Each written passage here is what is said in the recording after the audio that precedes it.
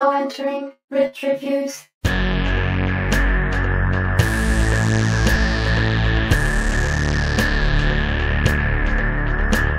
everyone, and welcome back to Ripped Reviews. Today I'm going to be discussing how we can save the internet within the next 2 weeks.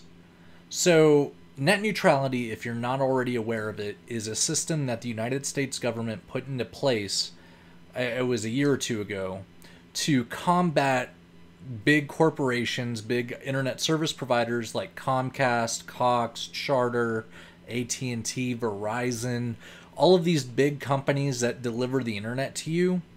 It was the government's universal foot down on you can't prioritize certain data connections because people are paying more money for them. You can't tier your service to cater to specific things based on who's paying you money. This is something that would go into place if we were to lose net neutrality, just as a broad example, and you had just purchased a game on Steam.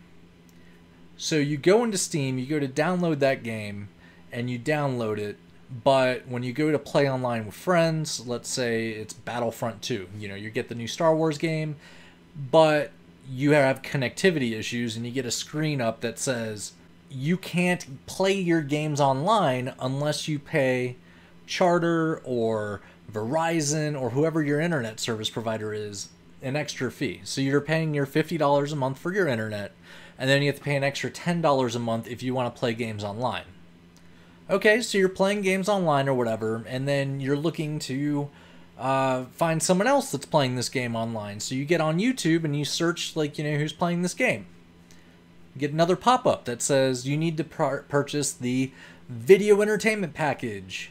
So you have to purchase, pay an extra $10 or $20 a month for the ability to access these other services like Netflix or YouTube or Amazon Prime. So you put that in there. So you're at $70 a month. Okay, so you got that, but let's say you wanted to buy some paraphernalia for your game. So you get on Amazon, and you're looking on Amazon for Star Wars props or Star Wars toys or whatever.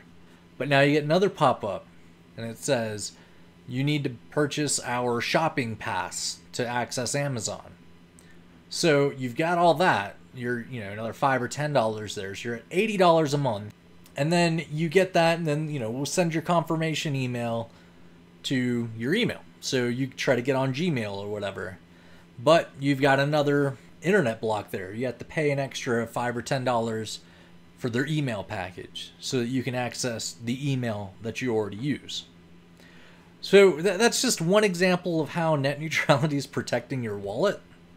Another thing that net neutrality helps safeguard is how fast you get items to you.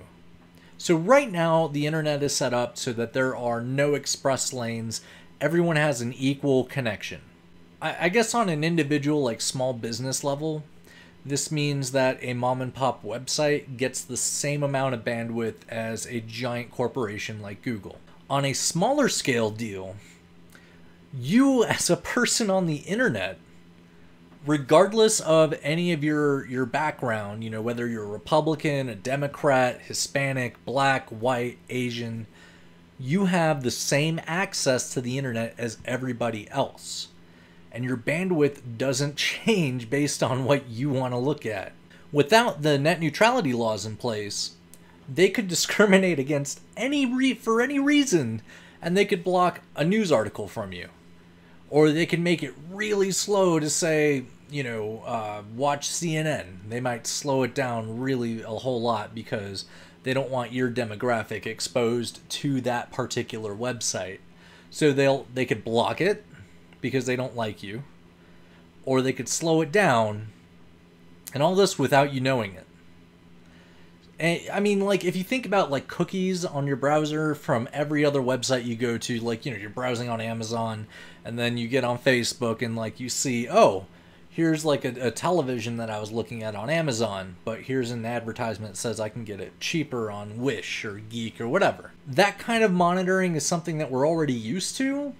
Imagine that from like a god level, basically. Without net neutrality, there's a whole lot of stuff that is going to go away.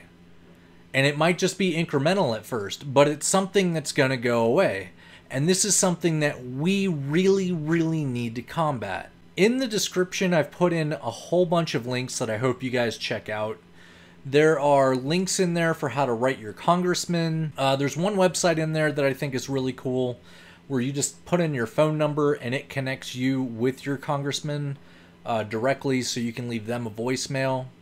But before you go to write them and before you call anybody, make sure that you give yourself your pep talk, basically, or let me be your pep talk.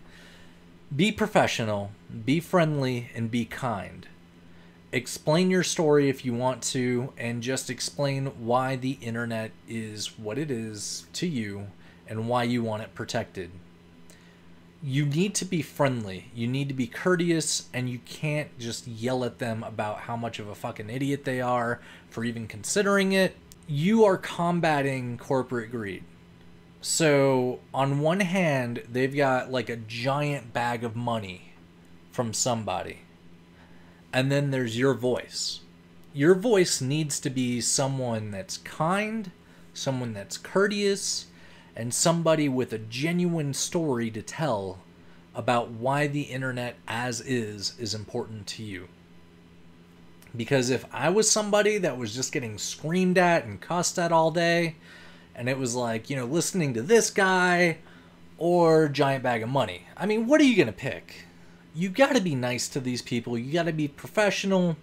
Just try to convince your congressman to help combat this, so that the 3 out of the 5 FCC members that want to vote against net neutrality and end it, just make your voice heard in the polite way. But you can go about this any way you'd like. I've got all these links in the description, so just please reach out to whomever you can and try to get this resolved. We've got 2 weeks, guys. I hope that this helps some of you guys out there, and for those of you that want to help, just spread the word. Anyway, this is Marcos with Ripped Reviews or Ripped Rehash, whichever channel you happen to be watching right now. I hope you have a good night, and I hope that we can do something about this.